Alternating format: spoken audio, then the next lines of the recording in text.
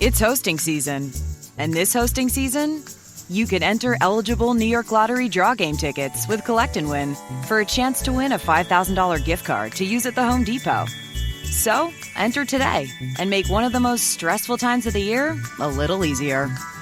The Home Depot is not a sponsor of this promotion. You must be 18 years or older to purchase a lottery ticket. You must be 21 or older to purchase a quick draw ticket where alcoholic beverages are served. Please play responsibly. Entered by 1-7-20. When I woke up this morning, I was feeling pretty dangerous. All right, yeah, our roster looks great on paper. Whoop-de hell. All right. But at the end of the day, we better be a good team. And you start building that during this time of the year. Get your sorry ass up! Get your sorry ass up! Doing a lot of talking with somebody that ain't do today. Doing a lot of talking. Do you think you're better than Jarrell Revis is right now? I'm better than you. My 24 years of life, I'm better at life than you. Dave! It's time to go to work! I ain't 36. I ain't never seen you before, huh? Better go tell the coach you need some help. We gonna expose you, boy. All right, we coming at your ass. Welcome to the Fantasy Football Roundtable. Let's go! Let's go! What's going on, ladies and gentlemen? Welcome to another episode of the Fantasy Football Roundtable Podcast, proud members of the Full-Time Fantasy Podcast Network. You can find them at FTFPodNet on Twitter. You can find me at SportsFanaticMB on Twitter. We are just one of a ton of great podcasts associated with this network, some of which are Jim Day of FF Champs, Corey Parsons, and Dr. Roto from Sirius XM Radio, Bob Lung of the, my goodness guys, the award-winning fantasy football consistency guy, Dwayne McFarland, Blake Sullivan, and a ton of great others. You can find all of us on FullTimeFantasy.com, your one-stop shop for all of your fantasy news, advice, and strategies.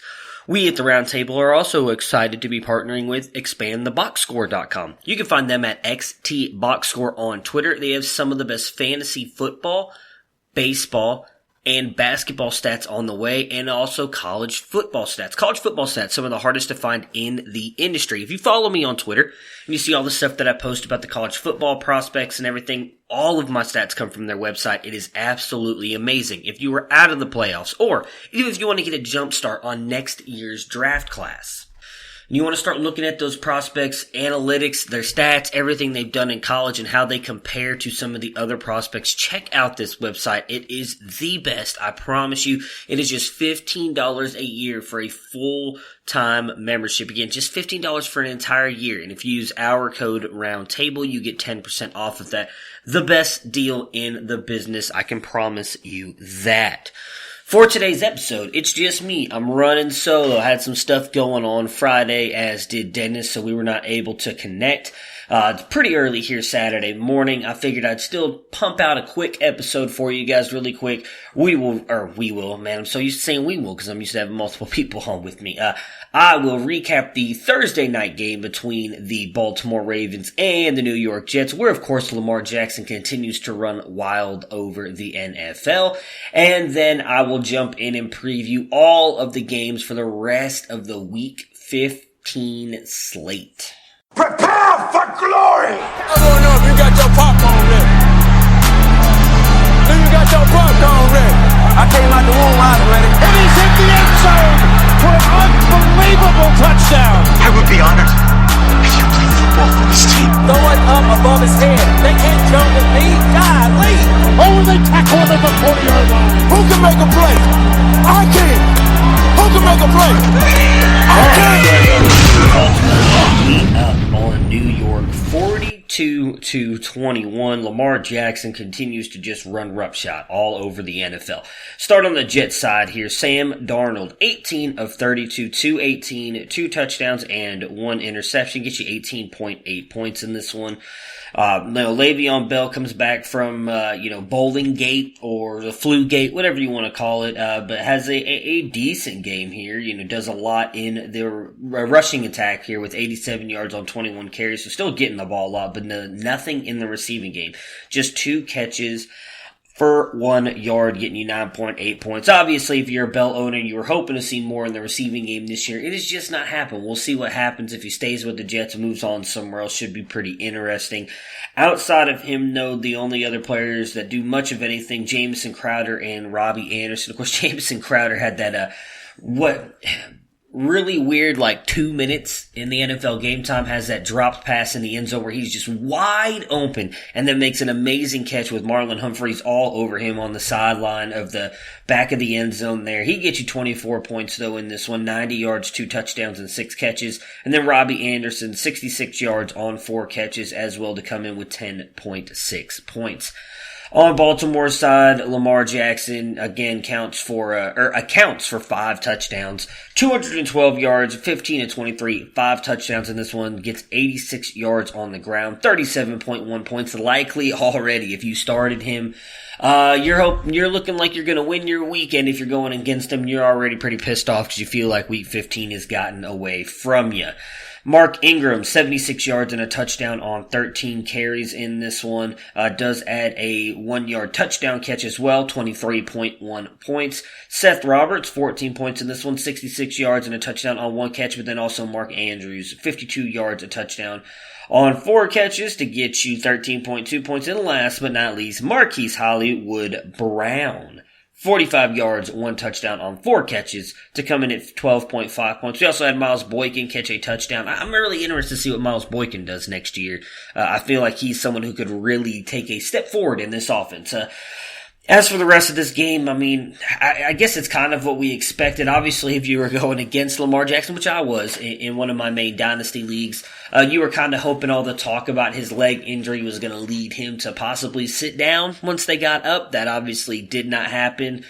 It is what it is. If you've been going up against Lamar Jackson at all this year, or you haven't had him, you knew that if you were going to play him in the playoffs, this was a possibility. He has just been awesome. He's been one of the best quarterbacks, if you could argue the best quarterback in the league right now, and definitely the most valuable candidate. He will be the MVP. He's an MVP candidate, but he's going to win the MVP outside of something absolutely crazy happening in these last 2 weeks, which I just don't see happening. So, Ravens, they're AFC North champions. They're going to go in as the AFC favorites. It's going to be really interesting to see if anybody who's played them in the past can stop them in the playoffs. We all know Bill Belichick, smart, great defensive minds, played him once. Does he come up with anything? The Chiefs and the Browns did beat them. Main thing I think for me on those games from what I saw was they jumped up early on the Ravens, forced them to throw the ball a lot, and did their best to kind of contain Lamar in the pocket. I still think the Chiefs might be able to do that. Their defense has really improved, actually, since the last time they even played Baltimore. They were getting run all over earlier in the season. They've improved that some. Obviously, the Browns play the Ravens in a week 16. I don't think they can do that. I think one of the big reasons they were able to kind of contain Lamar somewhat was Myles Garrett, the pressure that he's able to get and probably contain him a little bit, try and force him up the middle was what helped them there. And I don't think they're going to be able to do that without Myles. I still hope the Browns can make it competitive, but the Ravens should run roughshod over them. And then we'll see if you play in week 17 finals. I don't know why you would. I've been telling people for years. Most people have been telling people for years. Never play in week 17 because you're going to have players sit. I'd imagine Lamar's sitting in week 17. Maybe he won't. Maybe he plays about a half. My contention on that has always been too, with teams when they sit players like that, they're going almost 3 weeks without playing at times. So we'll see what happens. As for your Jets players, man, I don't think you can play them next week. They are going up against Pittsburgh. It will be in New York, but Pittsburgh's defense has been really good. It's what's kept them in the playoff run here with a 3rd and 4th string quarterback in Mason Rudolph and Duck Hodges. So, good luck with that. Maybe Crowder because he gets peppered with targets, but outside of him, I'm not playing anybody. As I said, tough matchup next week.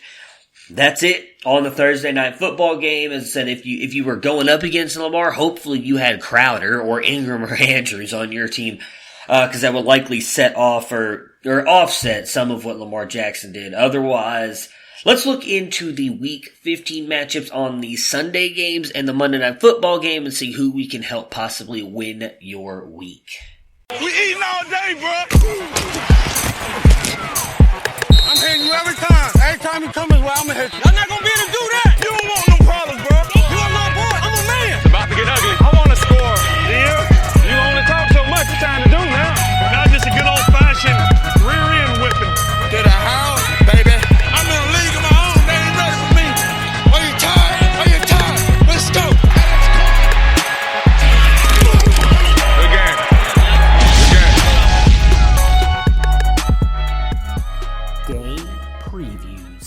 The first game we've got here on the docket, the Miami Dolphins and the New York Giants. The Giants are getting 3 points in this one and being given, the Giants are actually being given a 63% chance to win, which makes sense because I just said they're getting 3 points, guys. I'm sorry. It's really early Saturday morning. I am quite tired. Anyways, for the Giants side, Miami, they've given the 6th most points to running backs, 2nd most to wide receivers. We know Elijah, and that's right, it's Elijah. It's an S, not a J. He is going back in at quarterback for the New York Giants. Daniel Jones will be out again. So what does that mean? I think everybody's playable here, to be honest with you. Golden Tate, if he's playing, he's out there. Sterling Shepard. Darius Big Play Slayton, because my goodness, that dude is going off, and nobody expected him to have good chemistry with Eli Manning when he came out in that Monday night game against the Eagles, and they did. So you're playing all 3 of those guys, and Barkley. You're hoping if you're a Barkley owner, this is a get-right game for him, because he's obviously just not looked the same. We've talked about it multiple times here the past couple of weeks, but I would imagine with this, it's a plus-plus matchup. Barkley's going to go off in this one. Horrible run defense and a not great pass defense as well. I think Elijah will dump off to Barkley a couple times. He'll get a bunch of big plays. All those guys are playable this week. I'm not as big on the tight end. Caden Smith. Evan Ingram is out again. I would imagine Evan Ingram's out the rest of the year, so you're not using him. But I don't think Caden Smith has a huge game here. I try and steer, if you've been using him in place of Evan Ingram or as like a tight end 2 placeholder or something like that, I would steer clear of him in this one. I don't think that he's going to have a big game. On Miami's side, Ryan Fitzmagic, I think you can play him. If you had picked him up in the playoffs for a couple good matchups, this is one of them. While the Giants are 14th most against the running back, they are 6th most against the pass. So they can get beat on the back end. So I think Fitzmagic is good to go. If Parker plays, I think he is good to go as well. Still in the concussion protocol, but I did see that it looks like he is likely to play. Just got a new 4-year extension with the Miami Dolphins.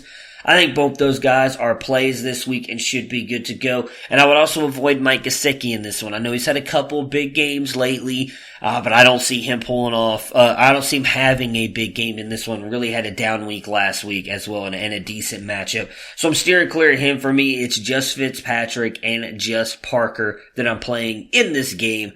And I am taking the Giants to win the football game. Next up, Seattle Seahawks and the Carolina Panthers. Seattle is getting 6.5 points in this one and being given the 60% chance to win this game. Carolina's defense, number 1 against the run with 27.2 points, 15 against the pass with 22.7. So as we know, have been getting crushed on the ground. Chris Carson should be a huge fantasy player for you this week. I imagine he's going to finish at least in the top 10, possibly even top 5. They do love to hand the ball off in Seattle. We know Rashad Penny, unfortunately, got the ACL injury last week. So Chris Carson is going to be a workhorse and has a plus matchup. Chris Carson is in your lineups. At wide receiver, this one is tougher for me. Oh, Russell Wilson. He's the obvious easy start as well. So we'll just get him out of the way. You're starting Russ. But at the wide receivers, this is a difficult decision for me. DK Metcalf, I think, is obviously in your lineups as a wide receiver too, every single week. Me and Matt Fox have been saying that for weeks now. I think all the way back in like week 6 or 7, we've been saying he's got to be in your lineup every single week. The big question is Tyler Lockett. He has just not been playing as the same Tyler Lockett we saw before the injury. And for me, depending on your choices, I am benching him. I don't think he has a big week here. I'm really concerned that leg injury is much more serious than we thought it was. Again, he had to stay in the hospital. I believe it was the San Francisco game, and he had to stay in San Francisco and in the hospital. He couldn't even travel with the team. It was that bad. That's not just something that's just like, oopsie boopsie, I got a little bruise on my leg. No, that's a serious injury, guys. If you have to go to the hospital and stay in the hospital and then watch you overnight, that's serious. And so I don't think he's fully over that yet. I give him ton of props and everything for coming back as quickly as he did and playing. I just don't know if you can trust him. Now, obviously, he has the big play potential. We've seen it all of last year and at times this year. All Russell Wilson has to do sometimes is throw it up, and Tyler Lockett goes and gets it and scores a touchdown. So if you want to throw him in there, I can't tell you not to. If I owned him, I actually don't own Tyler Lockett, which I know is crazy to say. I don't own him in any of the 38 leagues I'm in. Granted, I'm only in the playoffs right now, still are alive in 5 of them, which is also very depressing. I don't own Tyler Lockett anywhere, so I can't say, I'm telling you if I owned him, I would not be playing him. Again, that depends on your options. If you're sitting there and it's like, well, Matt, I only have, it's either Tyler Boyd or Auden Tate. Alright, I get you throwing Tyler Boyd out, or Tyler Boyd, my goodness. Tyler Lockett or Auden Tate. I get you throwing Tyler Lockett out there. If you have someone that's comparable, a low-end wide receiver 1, high-end, or even a middle-tier wide receiver 2, I am throwing them out there over Tyler Lockett this week and trusting in them, as I just don't think Lockett's going to have a huge game. Other than him, I am playing Metcalf, and I do think Hollister has a chance to be a decent tight end this week. For the Carolina Panthers, Seattle Seahawks, 19th most points, or 19th most against the run, 17.6 points a game, and 16th most against the pass, 22.4 points a game. For Carolina, though, I honestly don't think that matters. Even in a 2 QB league, you're not playing Kyle Allen. He has just not been good here lately. I think the only players you're playing for Carolina are Christian McCaffrey, because he is just, he's not, any matchups don't matter. You're good. You're playing him. He's amazing. And in my opinion, should be right up there with the, at least, I know they don't do like a college football Heisman thing where they get to invite a bunch of people to New York, but I think Christian McCaffrey should be in the discussion. I know Lamar Jackson's going to win it, and he should win it, but Christian McCaffrey should be in the discussion for what he's done this year at the running back position, and the Carolina Panthers. They would not be nearly as good as they are. I mean, they're sitting at 5-8. They should be like 1-7. Or 1-7, my gosh. My goodness. Math is not my strong suit, folks. 1-12. That would be the correct answer there. Without Christian McCaffrey and DJ Moore. He's been a wide receiver 1 almost the entire season. Struggled for a little bit at first, but then has really come on. He's sitting as a wide receiver 1 in fantasy points, and Kyle Allen is really going to him. You're starting DJ Moore. He should be in for an okay game here, as the Panthers are not just going to roll over. They are going to try and stay competitive. I do think they're going to have to pass to stay into this game. Those targets and stuff are going to DJ Moore, but I am taking Seattle to win the game.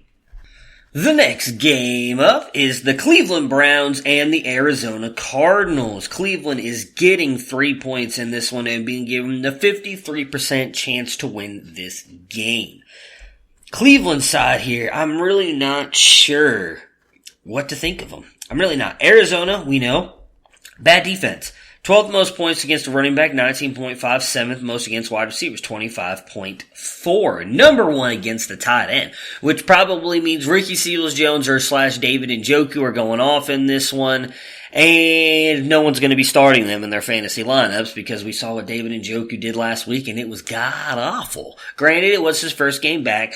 If you want to throw David Njoku out there, I would not blame you. It is a plus matchup. He should have a good game here. So should Nick Chubb and Kareem Hunt. They're the easy starts for the Cleveland Browns. Baker, I think, has a chance to be a top 12 quarterback. I'm just not sure. Obviously, any of you who have listened to this all throughout the year know my thoughts on the Browns and their offense here this season. It has been just god-awful. Some of that on Baker, a lot of it on the play calling. So I don't know what you want to do with Baker. I am starting him. Just to give you guys an idea, I have him and Ryan Fitzpatrick in a dynasty league.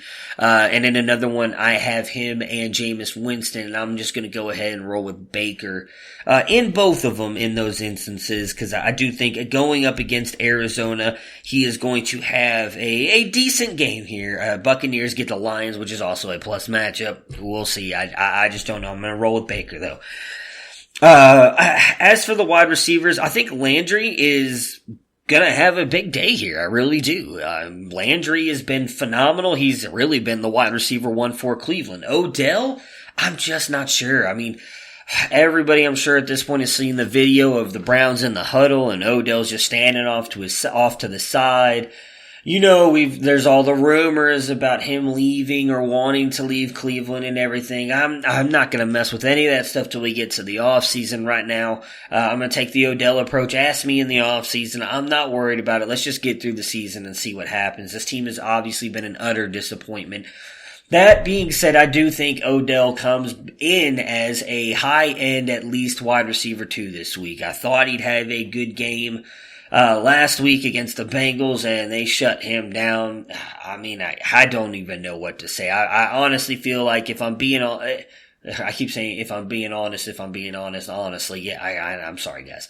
If I am being honest, though, Landry is the only guy I trust this week. I just don't think you can trust Odell. If you want to, or if you need to throw him in there, do it. I do think he does have a good game, but I understand if you don't want to trust him and or me in making that statement.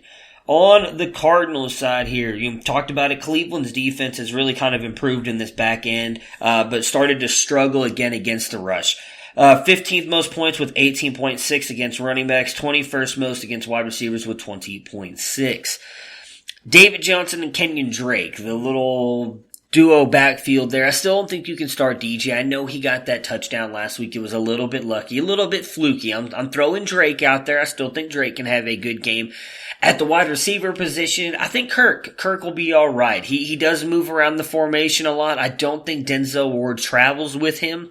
And even if he does, we talked about this last week in Arizona's tough matchup. I thought that he would get shadowed by Joe Hayden and or when he was in the slot, Minkah Fitzpatrick, who both have obviously been phenomenal for Pittsburgh and their defense this year. And Kirk still came up, had a really good game because of how much Kyler Murray targets him. So I'm throwing him out there. Kyler Murray, I also think, has a chance to be a very good quarterback this week as well. And if you want to throw Fitzmagic out there, Larry Fitzgerald, Larry the Legend, I think he has a chance to be a I would say middle tier, actually, wide receiver 3 this week. And for some unknown reason, I am going to take the Cleveland Browns to win this game to continue my slim chance at the playoffs with the Browns. Next up, New England Patriots and Tapegate against the Cincinnati Bengals. New England is getting 10.5 points in this one and being given the 85% chance to win this game. Julian Edelman, I was going to call him Marvin Sanu, guys. What the hell? Mohamed Sanu are both questionable coming into this one. Those are really the only 2 injuries I've seen so far from all these games outside of obviously Daniel Jones.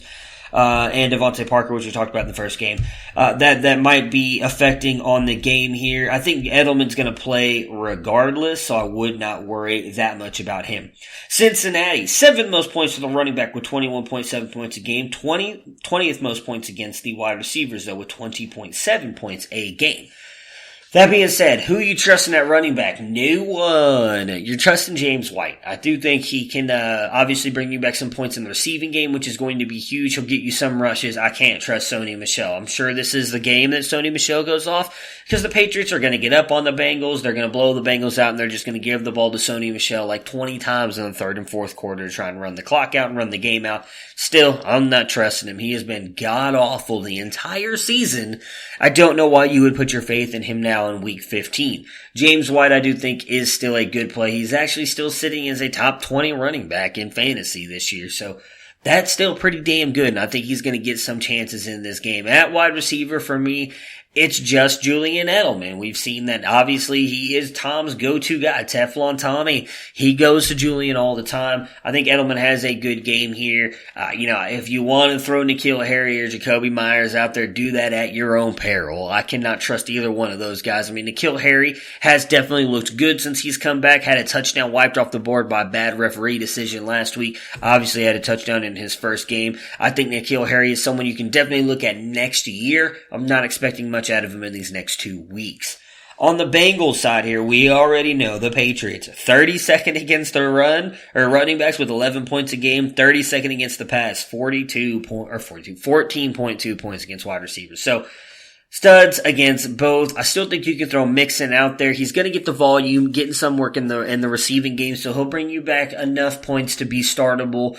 Outside of him, no, I'm not playing anybody. I'm avoiding Tyler Boyd this week, avoiding Andy Dalton. It's just Joe Mixon on the Bengals side for me, and I am taking the Patriots to pull off the win here in Cincy. Moving on to the Tampa Bay Buccaneers and the Detroit Lions. Tampa is getting 4.5 points in this one and being given the 58% chance to win this game. Detroit's defense has got the 4th most points to running backs, 23.8 points a game, and 11th most to wide receivers, 24.4 points to wide receivers. So, you're starting your Tampa Bay running backs, right? No, God no. Peyton Barber, Ronald Jones, I don't know who you can start and or trust in a Week 15 matchup. Just not happening, obviously. For those of you who have listened to me all season, you know I've been a big Ronald Jones supporter since last year. I had him as a top running back coming out of that class. I mean, he was in the top 10. He was, as anybody who listens know, he was top 4 for me when they first came out. Dropped him to 10 later in the season. I still had high hopes for the kid. Still hope eventually he turns it around, but he clearly is not going to bring back the value I thought he was going to when I watched him coming out of USC. So that means you are starting, obviously, your wide receivers for Tampa Bay, though. That's what they do. They throw the ball a ton. Winston, I do think, has a good matchup here. I talked about it earlier when I was talking about him and Baker. I think he possibly could outscore Baker. I'm still rolling with Baker in that matchup, but I like Winston. Should bring you back some points here. Does have the injury. I believe a thumb injury. So we'll see if he even plays. That could be questionable. He is listed as questionable. I would imagine he's going to be out there. He's fighting to try really to get a franchise contract with this franchise. So I think he'll go out there and play. But definitely something you need to watch. You're playing Chris Godwin. We know Mike Evans is out. He's not playing the rest of the season. So outside of Godwin, who are you playing? I think Cameron Brate, and I actually think you can play O.J. Howard as well. I think he's going to go to those guys. If you have Chris Godwin, I think you lucked out. With the Evans injury here, I really think they're going to funnel everything, and I mean everything, through him. You got Brashad Perriman, who really kind of stepped up there and had a good game, as well as Justin Watson. I'd be hesitant to play either one of them. If I had to pick one, I'd go Perriman. I think Perriman could bring you back at best middle-tier wide receiver 2 numbers, but I think he's likely going to be like a high-end wide receiver 3. On Detroit's side, let's see, Tampa Bay's defense. 31st against the run. We talked about it. They have just not given up any points to running backs. 11.3 points a game. Number 1, though, in the passing game. 31.4 points to wide receivers every single week. So Detroit, we know David Blau is going to be out there again. So who you starting? Kenny freaking Galladay. Without any question, dude has been legit no matter who's at quarterback. Detroit called me and asked if I'd come out there and play. Just because it don't matter. Kenny G is going to get his, and he is going to get his in this matchup. And I think you can actually start Danny Amendola. Same thing as Brashad Perriman. I think he has a chance to be a middle tier wide receiver 2, but chances are high end wide receiver 3. Amendola, I think, is going to come through for you in this one as well. At running back, I don't think you can play Bo Scarborough. We've seen that he's been very consistent and getting you right around that 80 to 90 yards rushing every game. When he's going up against one of the best rush defenses in the league, he doesn't do anything for you in the passing game. You're staying away from him. You're staying away from Blau. You're going Kenny G, Danny Amendola. That's it. Tampa Bay should pull off the win in this one. The Chicago Bears and the Green Bay Packers playing Green Bay this weekend. Green Bay is getting 4.5 points in this one and being given the 64% chance to win this game. For Chicago, the Green Bay Packers, 5th most points to running backs, 22.1 points a game. 25th to the wide receivers, 20 points a game. So for the Bears, could this be another good game for David Montgomery? Who fucking knows? Seriously, who knows? Because I don't. David Montgomery has just been Jekyll and Hyde all season long. I love David Montgomery, and I think he's going to be a phenomenal running back for the Bears and their future. I just don't know why you would trust him this week. In all honesty, I probably wouldn't even trust Tariq Cohen. I know he's looked good the past couple weeks. I'm avoiding both of them. I know the Packers' defense is good against the pass. I'm still going with Allen Robinson. He has been an absolute stud, and I actually think Anthony Miller as well. We've seen he's really come on, and if you've been playing him, you are likely in the playoffs and have been advancing because of what Anthony Miller has been doing. A guy you could get off your waiver wire just a couple weeks ago. I think he continues to have a good streak here and keeps it going, even though the Packers' defense is good against the pass. I'm starting both of those guys. If I had to choose a running back in the plus matchup, I am going David Montgomery, but I would not be surprised if he does yet again the same thing, finishes right around 10 points and just completely bottoms out your day. For the Chicago Bears, that was the Chicago Bears. For the Green Bay Packers. Chicago, 16th most points to running backs, 18.3 points a game. 27 to wide receivers, 18.4 points a game. So they have been pretty good against the pass in this one. I still think Packers-wise, you're starting Aaron Jones. We talked about it last week as a bounce-back game for him, mostly due to the fact that, they did have a good matchup in that one. Jamal Williams is not listed on the the injury report anymore, which might hurt Aaron Jones a little bit. Last week he came in on the injury report, which for us meant, okay, hey, this might be a really big Aaron Jones game because he's already injured, might be, held, I wouldn't say held, well, not held out, but maybe limited a little bit. He was, not as much as I thought. Still, Aaron Jones had a good game. I think you can play Aaron Jones here again. The big one, Davante Adams. He was listed as limited in practice on Thursday. That's a big deal, guys. Big deal. We need to watch Davante Adams. If Davante Adams gets any more talk over the weekend about being limited or possibly not playing, it's going to be big because I think he's the only player that I think has any value whatsoever in that receiving game. Now, everything I'm reading says he's going to be good and he's going to play. So if that's true, you should be good. No worries. Just be mindful of it. He's not listed on the injury report or anything, so I can't imagine he's just going to sit. Green Bay still in the playoff conversation, so I imagine Adams is going to be good, but it is something just to kind of keep your mind or keep your eye on. Again, for me, it's just Aaron Jones and Davante Adams. I still think Green Bay. He is synonymous with Green Bay, but Aaron Rodgers is probably more of a QB2 than a QB1. And I'm taking the Packers to pull off the win here in Green Bay, but against Chicago. Texans and Titans. This one should actually be a really good game. I'm kind of excited to watch this one. An early window game. Both 8-5 fighting for that division lead here in Tennessee. They also play the Texans in 2 weeks. Week 17 could be a huge playoff decider, that one. Tennessee is getting 3 points here at home against the Texans, being given the 52% chance to win this game. For Tennessee, Houston, 9th most points to the running back, 20.6 points a game. 14th most to wide receivers, 23 points a game. Derrick Henry should have a huge game in this one, much to my chagrin, as I have obviously been down on Derrick Henry most of the year. He is, just been balling. However, he is questionable coming into this matchup, dealing with a hamstring injury. That is definitely something to watch out for. Hamstrings, we know, can go at any minute. So Henry, while he's going to be out there and he's going to get you a lot of run, if something happens, hope that he gets you at least a touchdown and like 60, 70, 80 yards before that happens. But Henry, you've got to throw him out there because if he is good to go, should dominate this Texans defense. Outside of him, I actually think you're playing him. That's right. You're playing A.J. Brown. He's going in your lineups. He's been phenomenal. He seems to be the guy that Ryan Tannehill is going for.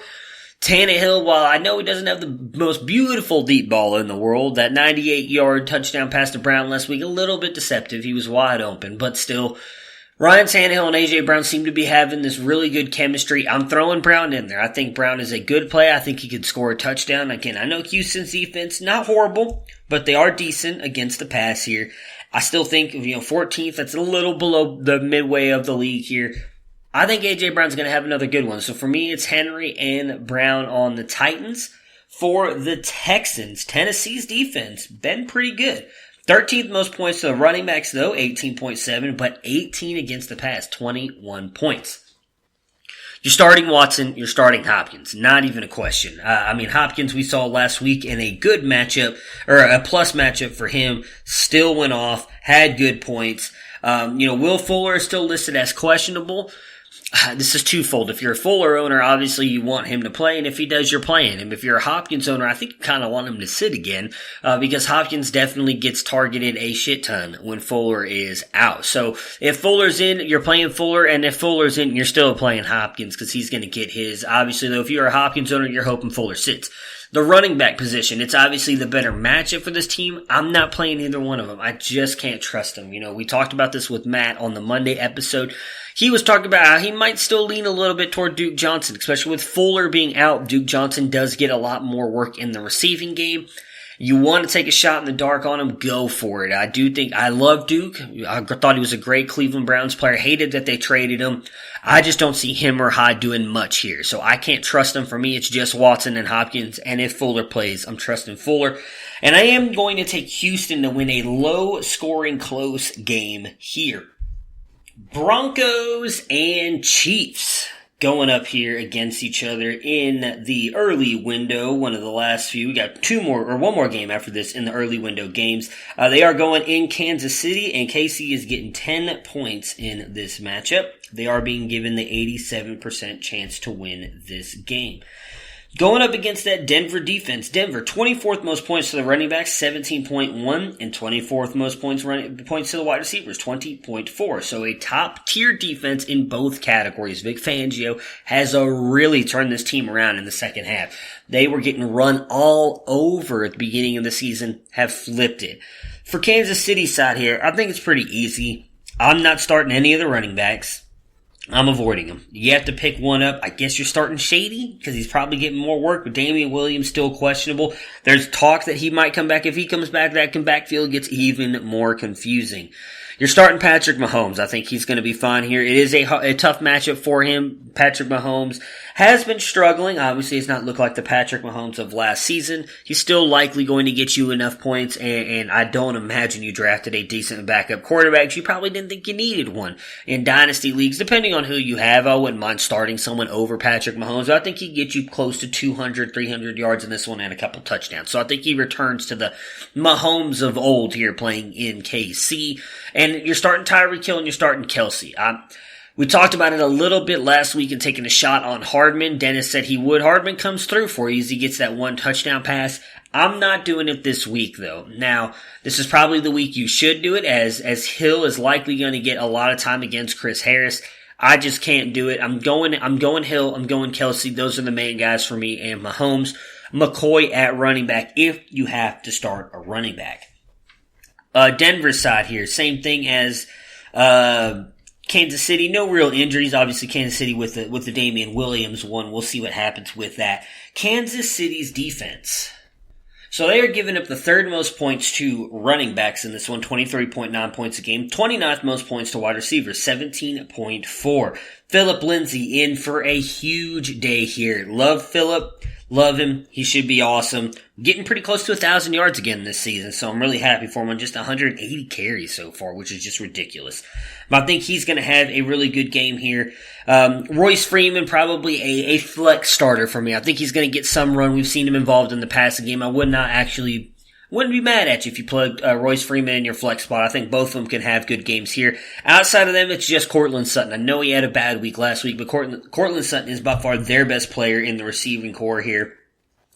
940 yards and 6 touchdowns on the season. Not bad when you've got guys like Brandon Allen and Joe Flacco throwing to you for the most part. Obviously, Drew Lock been in there for the past couple games, and I think Lock's going to continue to bring a different dynamic to that offense. So I like Sutton this week. I think he's going to have a decent game. He's not going to bring you back that wide receiver 1 game like he has been most of the season, but I do think he has a chance to be a wide receiver 2. And Noah Fant, actually. I like Fant this week as well. Had a good game last week before he got hurt. Should be good and back in this one. I'm playing Fant at tight end. I think he has a chance to be tight end too. Taking the Chiefs, though, to win the game. Last game in the early window, the Eagles and the Redskins. Philly is getting 5.5 points in this one and being given the 74% chance to win. They need this game to continue to stay with Dallas in the playoff discussion. Washington's defense, 10th most points to the running backs, 20.3 points a game. 17th most to wide receivers, 21.7 points a game. Washington can get beat up on the run here a little bit, playing Miles frickin' Sanders. He is not listed on the injury report anymore, so he should be good to go. Jordan Howard still listed as questionable, which is good news for Miles Sanders. I know we saw what Boston Scott did last week. Don't let that fool you. Miles Sanders is the guy. Fire him up. At wide receiver, I couldn't even tell you guys. I really have no idea. Nelson Aguilar, it doesn't look like he's going to be back. We know Alshon Jeffrey is done for the rest of the season. J-Jaw has looked good at times, not great. And then you got Greg Ward. I mean, I don't even know what to tell you, guys. I really don't know what to tell you. You can't start either of them. It's going to be Dallas Goedert and Zach Ertz again. That's just what it's going to be. They're going to continue to use those two in the receiving game. They're going to use Boston Scott as much as they can. Miles Sanders is going to be the running back. Like, that's all that you can do. You're playing, if you own Dallas Goedert and if you own Zach Ertz, you're playing both of them, and Miles Sanders is good to go here. As much as I think Carson Wentz could have a good game here, I'm avoiding him because I think this game could be very run heavy here against the Redskins. For the Redskins side here, Philly, sitting here with the 26th most points against running backs, 15.2, but third most against wide receivers, 27.7. Now, a lot of that I do think comes from the fact they've just been so beatable and the secondary teams don't run that much against them. We know Geis is out for the rest of the season, unfortunately. So Adrian Peterson, I think you can throw him in there, not expecting a huge game. I think he brings you back RB2 numbers. And then I do think Terry McLaurin should eat this week. I don't care who gets matched up against him. I know Dwayne Haskins is that quarterback, but those two have really started to develop that connection again that they had at Ohio State. McLaurin in for a big game here against the Philly secondary. I am taking Philly, though, to win the game. Moving on into the afternoon slate here. Just 4 games before we get to the Sunday night football game. First up, Jacksonville and Oakland. Oakland is getting 6.5 points, and this one being given the 66% chance to win this game. For them, they're going up against a Jacksonville Jaguars defense that has given up the second most points to running backs, 24.1 points a game, 19th most to wide receivers, 20.9. Josh Jacobs, we don't know if he's going to play. He is still listed as questionable. So, that being said, if he doesn't play, you're firing up DeAndre Washington. We saw that he is clearly taking a step ahead Jalen Richard, who we all thought might be decent in the receiving game here earlier in the season. That happened. DeAndre Washington, good play this week if you're able to snag him. If you're a Jacobs owner, good for you. You're throwing him in. He should be just fine. As for the wide receivers, nada, nothing, nobody. You're playing Darren Waller, that's it. So Oakland, for me, just Washington, just Waller, not playing anybody else. On Jacksonville's side here, Oakland, 8th most points to running backs, 20.8 points, 8th most points to wide receivers, 25.1 points a game. So you're starting Leonard Fournette, which should finally have a bounce back week. Tough couple matchups the past couple of weeks. Still been bringing you close to double digits. One of them he did get you double digit points, but not been the Leonard Fournette we had fallen in love with earlier in the season. Should bounce back big time in this one.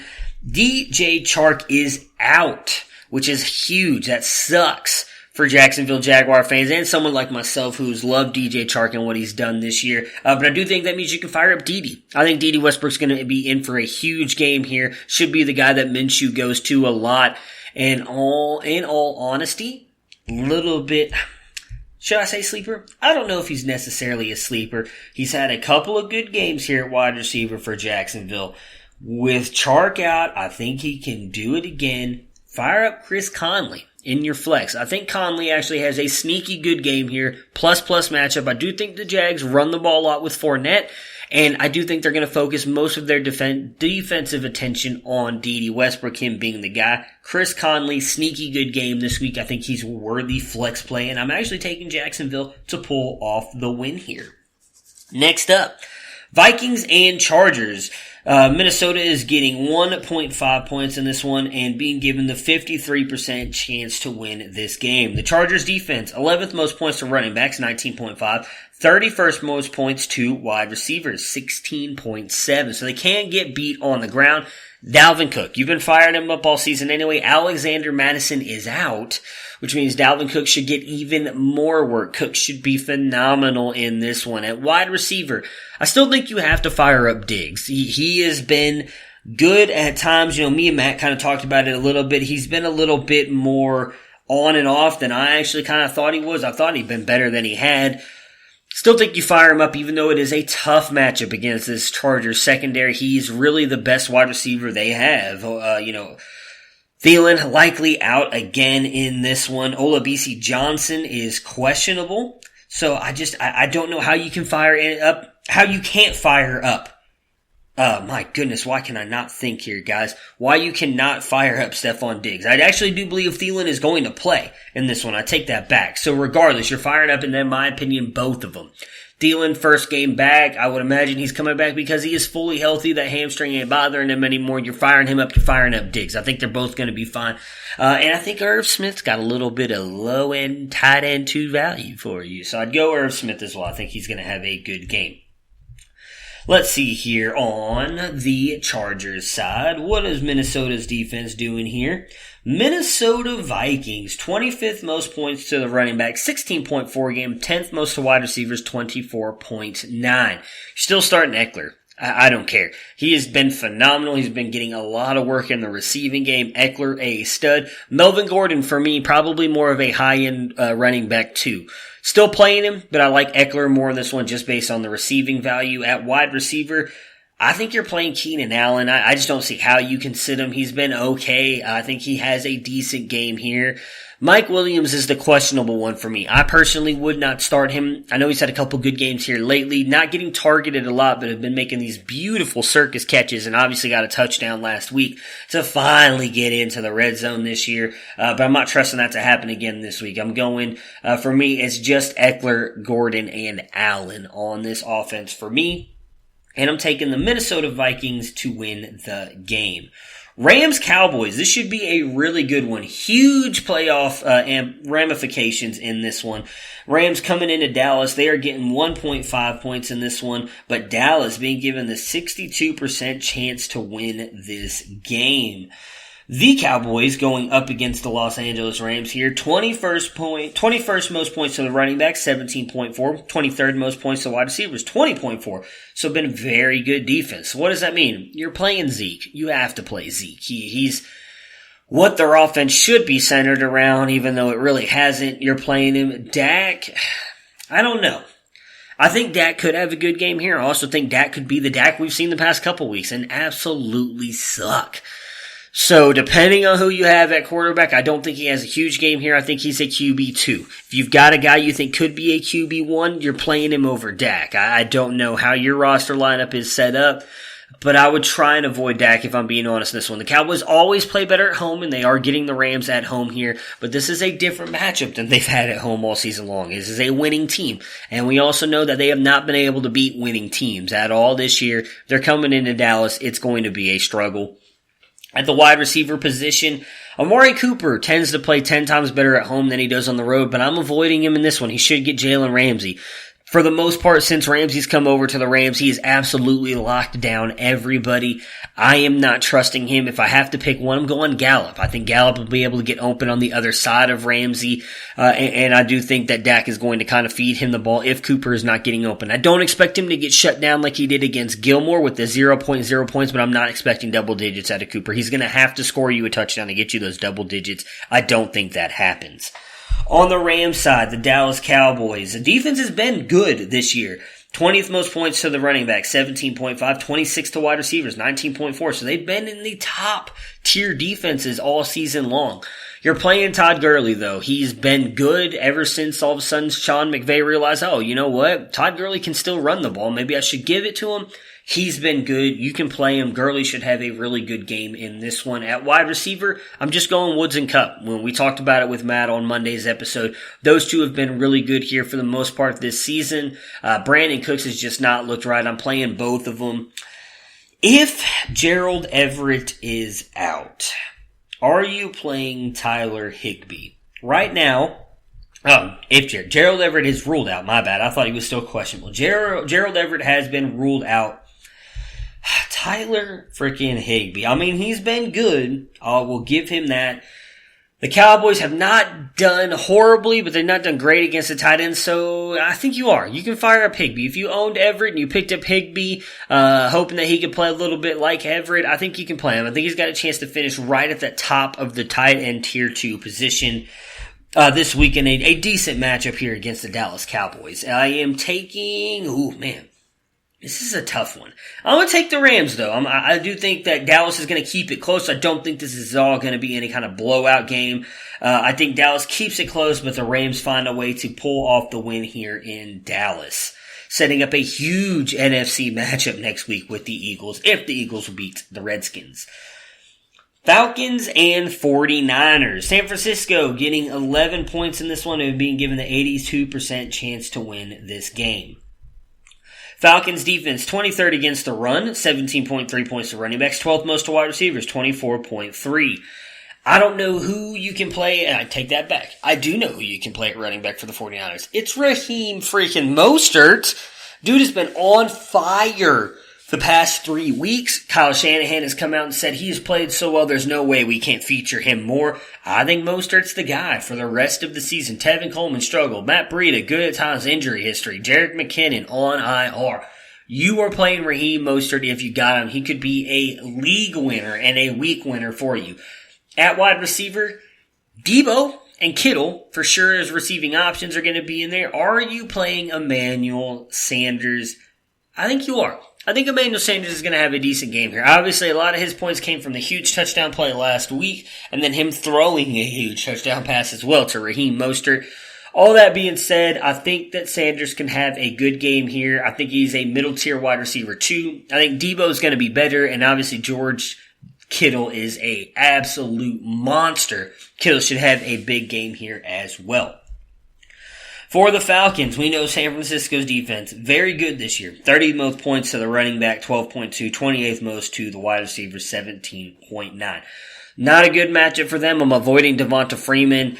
We know Calvin Ridley is out. Austin Hooper is still listed as questionable, but he should be good to go. Obviously came out and played last week. Had an okay game. I wouldn't have played him that first week out. This is the week I would play him. I think him and Julio are the only players that Matt Ryan can go to, so I'm playing both of them. I'm not playing Russell Gage or Zacchaeus, whatever, Olamide Zacchaeus, or I'm horrible at saying it, but Matt Fox is very good at those names. I wouldn't play him either. For me on Atlanta's side, it's just Julio, and it's just Hooper. I'm taking San Francisco to win the game.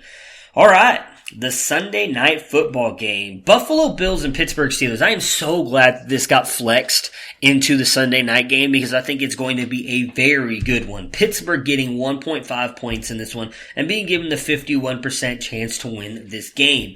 They are going up against a good Buffalo Bills defense. 17th most points to the run, 17.7 to the running backs, with 30th most to wide receivers, 16.8.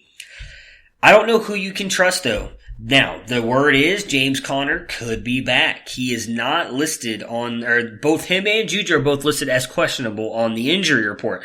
The word coming into the week was Juju and James Conner are both going to play. If Conner plays, I'm throwing him out there. I know it's a little bit of a dart here because he obviously came back. They said he was healthy, took a couple hits on that shoulder and had to get pulled out again. That being said, this is a defense that does give up a little bit to the run. Benny Snell, unimpressive. Jalen Samuels, extremely unimpressive. If you got Connors, I think you can throw him in there. He should be able to get you some decent points. I do know it is a dart throw, but you got to throw him out there. At wide receiver, this defense has been absolutely locked down against wide receivers. I don't know who you can play because I don't trust Duck Hodges. I'm not playing Juju. I'm not playing Washington. I'm just not. I can't. The only Steeler I feel good playing is Connors. Maybe Vance McDonald, and I think that's an even bigger dart throw than James Conner. I think you got to get drunk on like 151, blindfold yourself, and then throw it at a pin-sized target with Vance McDonald. That's just my opinion, though. If you want to throw him out there, by all means, go for it. On Buffalo's side, the Pittsburgh Steelers defense has been phenomenal. I talked about it earlier. The reason they've stayed in the playoff race. 27th most points to running backs, 15 points a game. 22nd most to wide receivers, 20.5. So you're not Singletary. I think you still play. Obviously, he's clearly taken over the role from Frank Gore. He is not only getting the rushing work, he's getting a lot of the receiving work. With that receiving work is where his value is going to come from. Do I think he's an RB1 this week? No. Do I think he's a high-end running back 2 this week? No. I think he's probably a low-end RB2 or flex play. You're still playing him because he has the talent. At wide receiver here, this is where it's interesting. I actually think you can play John Brown and Cole Beasley because I'm just going to give you my winner now. I think the Bills are actually going to get the win here. I think it's going to be a close game, hard-fought game. That defense is going to keep them in it. I think the offense is going to make just enough plays to pull off a huge win for the Buffalo Bills, get them to beat that good team for the first time this year.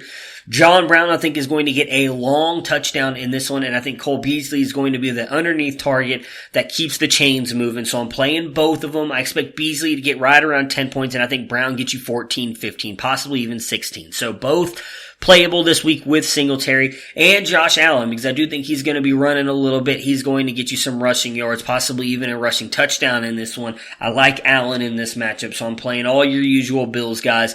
For the Steelers, it's just James Conner, and as I said, I'm taking the Bills to win the game.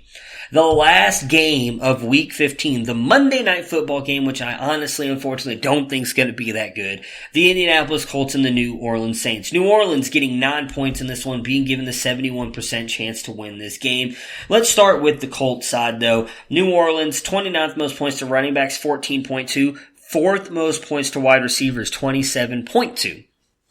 For Indy's side here, Marlon Mack looked good in his first game back. He should be good to go. While it is a tough matchup, I think you're throwing him out there because he is a decent running back. I think he's going to get you points to be serviceable. I think he's a low-end running back 2 or flex play this week. I'm not expecting huge numbers out of him, but he should be serviceable for you. At wide receiver, though, T.Y. Hilton is questionable. He's likely going to miss again in this one, which, I mean, I don't really know what else you can say about that. We know that Marcus Johnson has been on fire here the past couple weeks. They've got Chad Williams as well, Zach Pascal, Ashton Doolin. I mean, they've just been destroyed at wide receiver, really at all the positions. They've just gotten killed with injuries this year, which sucks because they were playing very good football earlier in the year. I actually think I'm taking a shot on Marcus Johnson and Pascal. I mean, this defense is very beatable on the back end. Brissett is a good quarterback. I think he's going to continue to be good in this one. That defense can get to him, I'm sure. Good up front with Cameron Jordan and Davenport. But I like Johnson. I like Pascal. I think both of them are going to have decent days here. I think Pascal has a better day. I think he's a wide receiver too. Johnson's a flex play this week. I think both of them will bring you back points as well as Marlon Mack. On the Saints side here, let's see here. Their injury report. Let's pull this up. So Jared Cook is still questionable and in concussion protocol, which sucks if you had him. Obviously, he's been really kind of coming on here as of late. If he's available and playing, I'm playing him. If not, unfortunately, you'll have to go a different route. Indy's defense, though, 28th most points to running backs, 14.4. 9 most points to the wide receivers, 25 points. So we could see this being an air raid game here. Both these defenses really good against the run, struggle in the passing game.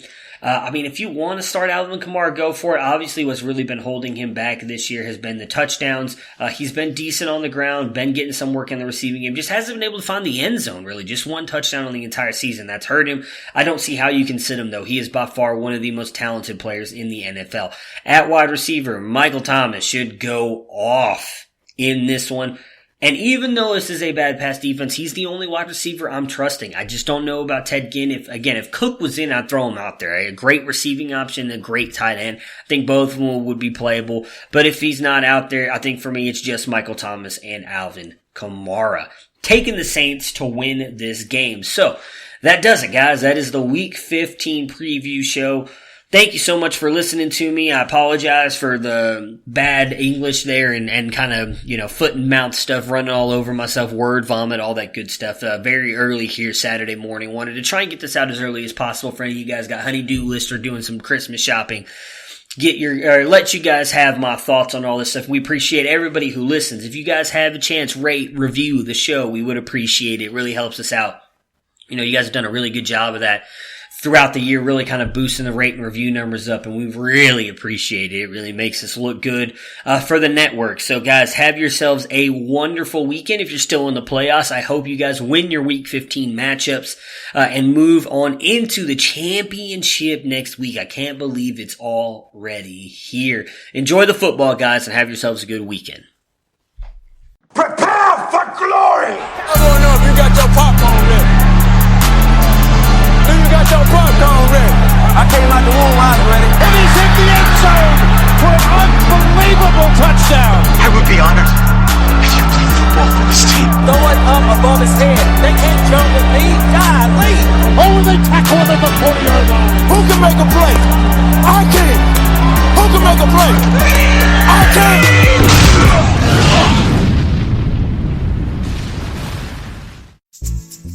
It's hosting season.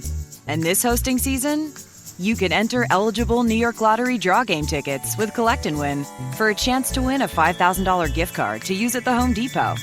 So, enter today and make one of the most stressful times of the year a little easier. The Home Depot is not a sponsor of this promotion. You must be 18 years or older to purchase a lottery ticket. You must be 21 or older to purchase a quick draw ticket where alcoholic beverages are served. Please play responsibly. Enter by 1-7-20. Is your cell phone bill out of control? Then this is your wake-up call. The new TracFone Wireless gives you unlimited talk and text starting at $20 a month, no contract, plus unlimited carryover data with active service. Yep, the new TracFone Wireless. Now you're in control. See terms and conditions at TracFone.com.